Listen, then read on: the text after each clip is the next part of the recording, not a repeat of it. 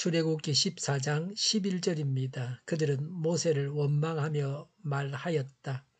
이집트에는 묘자리가 없어서 우리를 이 광야에다 끌어내어 죽이려는 것입니까?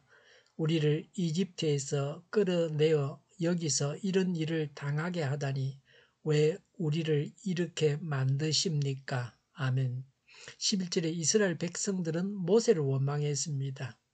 이집트에 묘자리가 없어서 광야까지 끌고 와서 죽이느냐고 했습니다. 마치 죽은 것처럼 말하고 있습니다. 오늘 우리는 어떠합니까? 예수님을 믿기 전에 세상과 짝해서 범죄하면서 살던 그때를 사모하는 것입니다. 몸은 교회 다녀와서 예배를 드려도 마음은 세상에 있습니다. 찬양은 입술에만 있고 마음은 죄악을 사모하고 있습니다. 그리스도인이라고 하면서 삶은 불신자입니다. 문제는 바로 이것입니다. 세상을 보고 두려워하고 원망하고 세상을 사모하는 것입니다. 나의 생활에 이런 것들이 있어서 문제라고 인정할 수 있습니까? 신경질, 짜증, 분노, 혈기, 미움 이런 것들입니다. 이런 것들이 문제입니다. 하나님께 기도해도 하나님께서 보실 때에 더러운 얼굴로 간구하니까 하나님께서 싫어하십니다. 그래서 기도의 능력이 없습니다. 하나님께서 기적을 행하지 않으십니다. 15절에 하나님은 모세에게 너는 왜 부르짖느냐고 책망하십니다. 그렇게 찡그리는 얼굴로 내게 기도하지 말라. 하나님을 보지 못하면서 믿지도 못하면서 왜 기도하느냐고 하십니다. 하나님은 하나님의 자녀들이 세상 일로 두려워하고 서로 원망하고 세상을 사모하는 그런 불신을 기뻐하지 않으십니다. 이런 것들을 버리고 어떻게 해야 합니까? 그 모범을 신약에서 바울과 실라를 통해서 볼 수 있습니다. 사도행전 16장 25절과 26절에 바울과 실라에 대한 기록이 있습니다. 사도행전 16장에 바울이 빌립보에서 당한 일을 기록하고 있습니다. 사도행전 16장 22절부터 24절에 바울과 실라는 옷이 찢어지고 벗겨지고 매를 많이 맞았습니다. 깊은 감방에 갇혔습니다. 깊은 감방은 어둡고 불결하고 재수가 병들기에 알맞은 곳입니다. 발에는 착고가 채워져 있었습니다. 중재수 취급을 받았습니다. 왜 이런 고통을 받았습니까? 전도하다가 점을 치게 하는 귀신에 들린 여종을 보고 귀신을 쫓아내주고 이렇게 되었습니다. 하나님의 일을 하고 잘못한 일도 없이 중재수가 되었습니다. 바울과 실라는 하나님을 원망할 만합니다. 하나님께 불평할 만합니다. 심히 두려워할 만도 합니다. 예수 믿지 않을 때 존경받고 핍박 없이 살았을 때를 사모할 만합니다. 그런데 그들은 전혀 그렇게 하지 않았습니다. 사도행전 16장 25절에 그들은 기도했습니다. 기도하자 하나님의 능력을 힘입어서 하나님을 찬양했습니다. 하나님을 찬양하는 것은 조건이 좋아서 하는 것이 아닙니다. 기도하는 가운데 하나님께서 능력을 주셔서 하는 것입니다. 시편 150편에는 하나님을 찬양하라고 11번 명령하고 있습니다. 찬양은 하나님의 명령하신 바를, 하나님께서 명령하신 바를 이행하는 것입니다. 성도가 하나님을 찬양하면 하나님의 명령에 순종한 것입니다.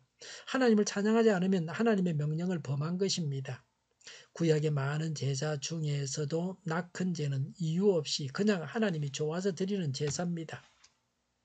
찬양은 낙헌제와 같습니다. 찬양은 특별한 이유 없이 성령님의 이끌림을 받아서 하나님의 명령에 순종해서 그냥 하는 것입니다. 내 감정과 기분하고는 또 나의 현재의 상태하고는 상관이 없이 하나님께 순종해서 찬양하는 것입니다. 하나님은 성도의 찬양을 기뻐하십니다. 이스라엘 백성들이 출 이집트 갈 때에 하나님을 찬양했더라면 하나님께서 그냥 홍해의 바닥이 드러나게 하시고 백성과 하나님이 하나로 통해서 하나님의 백성들이 하나님의 인도를 따라서 갈라져서 육지가 된 바다 가운데로 바로 걸어갔을 것입니다. 찬양은 하나님께서 기적을 행하게 하십니다. 하나님은 찬양하는 바울과 실라를 위해서 지진을 일으키시고 옥문을 여시고 구속하던 모든 것이 풀어지게 하셨습니다. 지금 원망과 두려움과 제약을 사모하고 있습니까? 하나님을 찬양하시기 바랍니다. 찬양하지 않는 것이 죄입니다. 찬양하지 않으므로 우리에게 내려오는 하나님의 능력의 줄이 끊어졌습니다. 일상생활 속에서 원망하고 두려워하고 죄를 사모하고 있습니까? 바로 그 자리에서 하나님을 찬양하기 바랍니다.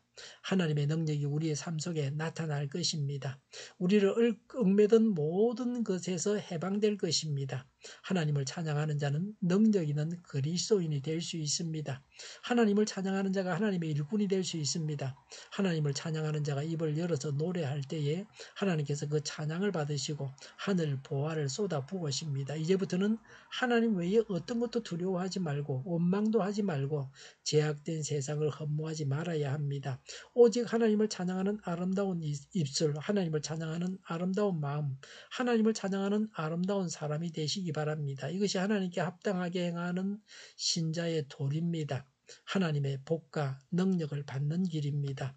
찬양하면서 동시에 두려워하거나 원망하거나 불평할 수 없습니다. 찬양함으로 범죄하지 않게 됩니다. 찬양에는 하나님의 기적이 따라오게 됩니다. 늘 찬양하는 습관을 가져야 합니다. 오늘도 호흡하는 동안 늘 찬양하시기 바랍니다. 기도하겠습니다. 원망하지 않고 하나님을 찬양합니다. 어떤 경우에도 늘 하나님을 찬양하게 하옵소서.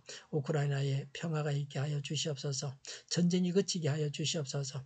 전쟁 책임자가 신속하게 심판을 받게 하옵소서. 오늘보다는 내일이 더 낫게 하옵소서. 교회가 분열되지 하나가 되게 하여 주시옵소서. 모든 언론이 제 역할을 다하게 하여 주시옵소서.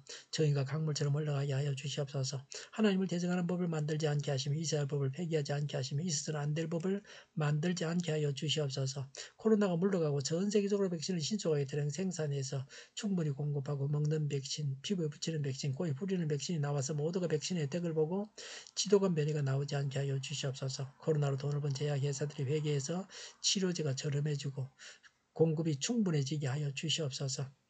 오미크론 유행을 잘 이겨내고 갇힌 생활이 끝나게 하여 주시옵소서. 환자 폭증을 막아 주시옵소서. 의료기관들이 정상적으로 운영되게 하여 주시옵소서. 우리 동일교회가 만군운집하게 하여 주시옵소서. 예수 이름으로 명하노니 모든 병만은 물러가고 몸의 모든 부분들은 온전하게 될지어다. 지금도 신유의 기적을 베푸셔서 저희를 고치시고 온전케 하여 주시옵소서. 코로나로 진행하는 모든 자들을 고치시고 온전케 하여 주시옵소서. 저희와 교회와의 나라의 민족을 불쌍히 여겨 주시옵소서. 잘못된 것을 제거해서 성결하게 하여 주시옵소서. 교회와 나라의 지도자 복을 허락하여 주시옵소서. 대통령 당선자를 주장하셔서 선한 결정을 내리고 하나님의 뜻에 합한 결정을 늘 내리게 하여 주시옵소서. 하나님께서 기뻐하시는 교회와 나라가 되게 하여 주시옵소서. 늘 맑은 공기를 마실 수 있게 하여 주시옵소서. 공부하는 학생들에게 지혜를 다하셔서 앞서가게 하시며 합격의 영광을 누리게 하여 주시옵소서. 오늘도 하나님 안에서 차고 넘치는 삶, 복된 삶을 살게 하여 주시옵소서.